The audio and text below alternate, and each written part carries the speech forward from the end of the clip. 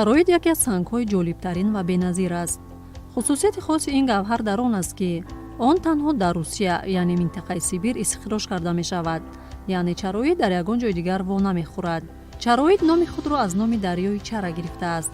он санги хеле зебо буда, нақшу нигори нотакрораш ҳаваскоронро ба худ ҷалб месозад. барои зебоӣ беҳамтоаш чароидро баъзан аметиси ношаффоф меноманд. дар асл чароид санги ороишӣ ҳисобида мешавад, аммо нархи он асосан аз сабаби камёб будани санг хеле баланд аст. сарфи назар аз нодир буданаш, чароид санги маъруф буда, ҳамчун санги элита эътироф шудааст. ин санг ҳамчун ҷавоҳирот дар ҳалқаҳо, дастбандҳо, гӯшворҳо, кулонҳо, инчунин ба маҳсулоти дигар аз қабили гулдонҳо, қуттиҳо ва панелҳо истифода мешавад. бо вуҷуди ин гавҳар як нуқс дорад. он чандон устувор нест. бинобар ин шумо ҳангоми истифодаи маҳсулоти дорои чароид бояд хеле эҳтиёткор бошед. чароид санги оромибахш аст, яъне барои рафъи фишори равонӣ ва ором кардани асабҳо тавсия дода мешавад. ин санг ҳамзамон метавонад дарди сарро рафъ созад. гумон меравад ки ин гавҳари махсус инчунин барои ҷигар ва дил фоида дорад ва масуниятро баланд месозад. чароид дар давоми миллионҳо сол аз одамон пинҳон шуда энергияи замини шимолиро ҷамъ мекунад. кашфи ин гавҳар тасодуфӣ буд. чароид аз сабаби маъдани камёфт, зебо ва коркардаш осон ба ганҷинаи бебаҳои ҳунармандон табдил ёфтааст. геологҳо синни миёнаи ин сангро 134 миллион сол ҳисоб мекунанд.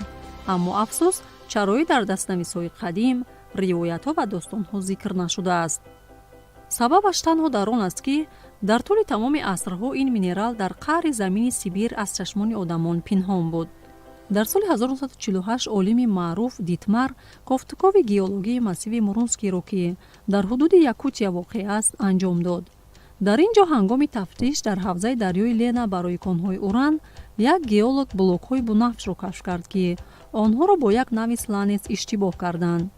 аз ин бозёфт 22 сол сипаре гашт то он санг ҳамчун маъдани мустақил тавсиф карда шавад. ин воқеа соли 1973 рӯй дода, баъд аз он тадқиқоти муфассали кон оғоз ёфт. Юрий Рогов баъди кашфи минерал бо намунаи санг ба осорхонаи минералогии Лувр рафт. дар ин осорхона маҷмуаи таъсирбахши маъданҳои сайёра гирд оварда шуда буданд, вале коркунони осорхона дар бораи чароид хабар надоштанд.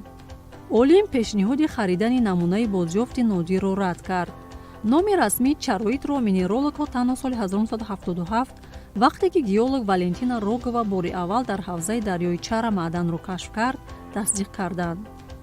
беҳамтои чароид аз он иборат аст ки ҷои аввалин бозёфти санг ягона ноҳияест ки дар он конҳои маъдан мавҷуданд.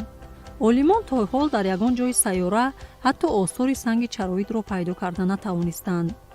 ҷои истихроҷи маъдан дар марзи Якутия ва вилояти Иркутск ҷойгир аст. майдони санги Лилак дар майдони 10 километри мураббаъ дар ҳавзаи дарёҳои Токо ва Чара паҳн шудааст. дар тамоми майдон 26 кони алоҳидаи канданиҳои фоиданок мавҷуданд ки онҳо конҳои кӯҳӣ доранд. ҳунармандони Иркутск дар ҳоли ҳозир ба бунёди як ҳуҷраи беназири чароид дар ҷаҳон машғуланд. тамоми ҳуҷра бо минерал оро дода шуда, ҳама намуди лавозимоти он бо ин санг муҷаҳҳаз карда мешавад. миқдори тахминии маводи истифодашаванда 20 тоннаро ташкил медиҳад. миқдори умумии захираи чароид тақрибан 140 000 тонна ҳисоб карда шудааст. ҳукумати Ёқутистон аз сабаби кам будани ин минерал лимити солонаи истеҳсоли онро 100 тонна муайян кардааст.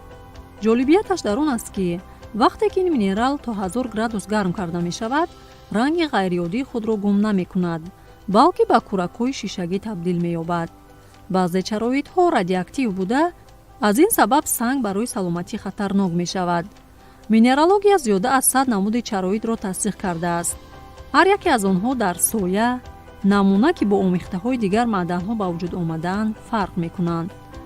ин зернамуд аз чароидҳои муқаррарӣ бо сохтори худ фарқ мекунад.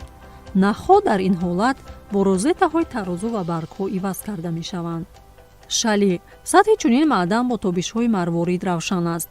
ин нави чароидро ҳамчун санги ороишӣ истифода мебаранд. равшан санг бо миқдори ками дигар маъданҳо, сохтори нукча аз омехтаи агрегатҳои паникулӣ ва чӯбмонанд иборат аст. нури доғдор ин намуд аз ҳама рангоранг мебошад. заминаи амиқи арғувон контрасти дурустро барои айягирини сиёҳ, тиноксиди тиллоӣ ва часпҳои шпати сабзу хокистарӣ ба вуҷуд меорад. сохтори чунин санг нахдор аст. сӯзан.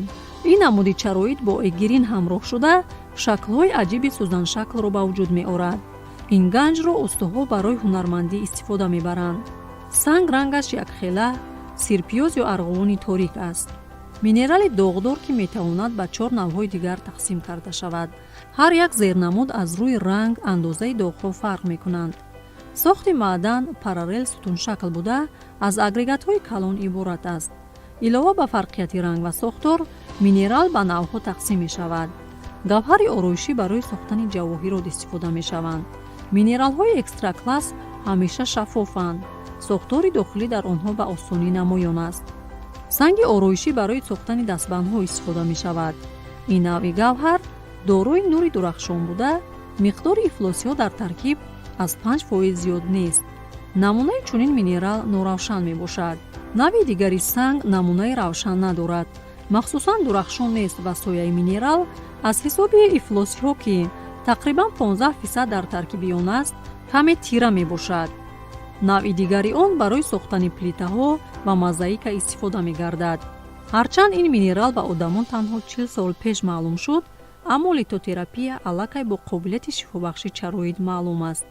илова бар он ки ранги арғувонӣ ба системаи асаби инсон таъсири шифобахш дорад, ганҷ барои мубориза бо бемориҳои узвҳои гуногуни бадани мо кӯмак месозад. қувваи чароит ба мушкилоти саломатӣ, бемориҳои системаи таносул, гурдаҳо, аз ҷумла обшавии сангҳои гурда, бемориҳои ҷигар, ғадуди зери меъда, остеохондроз ва дарди сар таъсири судманд мерасонад. чароит нишондиҳандаҳои фишори хунро ба эътидол меорад, диққатро беҳтар мекунад, нурҳои зарарноки монитор ва экрани телевизорро безарар мегардонад. минерал барои муолиҷаи захмҳо ва устухонҳо кӯмак мекунад. дастпонаҳоро ба одамони гирифтори ихтилоли равонии гуногун тавсия медиҳанд ва тафаккур дар бораи маъдан ба оромии умумии рӯҳ, рафъи стресс ва рафъи депрессия мусоидат мекунад. ин сангро ҳамавақт истифода бурдан мумкин нест. баъзе табибони анъанавӣ чунин фарзия доранд ки ин санг раванди пиршавии баданро суст мекунад. бинобар ин сеансҳои маҳзи нуқтаҳои акупунктура гузаронида мешаванд ки барои ҳолати пӯст ва дар маҷмӯъ бадан масъуланд. чароитро заргарон хеле дӯст медоранд ва ин тааҷҷубовар нест. коркард ва сайқал додани минерал хеле содда аст ва дар маснуот санги равшани он зебо ва эстетикӣ ба назар мерасад. устодони ҷавоҳирот ба хоҳишмандон ҳама гуна тарҳҳои ҷавоҳироти азим ва хурд, овезаҳо, гӯшворҳо, дастпонаҳо, ҳалқаҳо ва ғайраро пешкаш мекунанд. нархи маъдан инчунин маҳсулотҳое ки аз он тайёр карда мешаванд бо арзиш аст.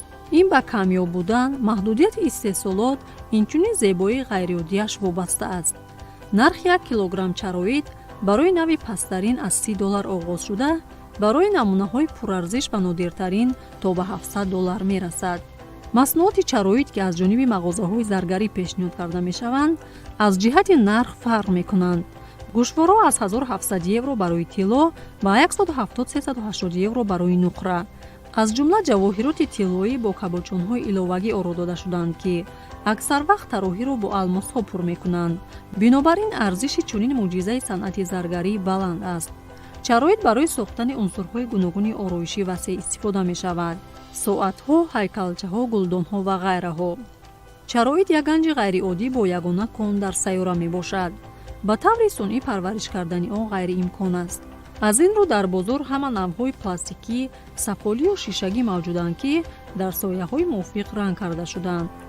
аксар вақт қалбакӣ будани онро танҳо мутахассис муайян карда метавонад. шумо метавонед бо диққат ба сохтори санг нигоҳ карда, қалбакиро мустақилона фарқ кунед.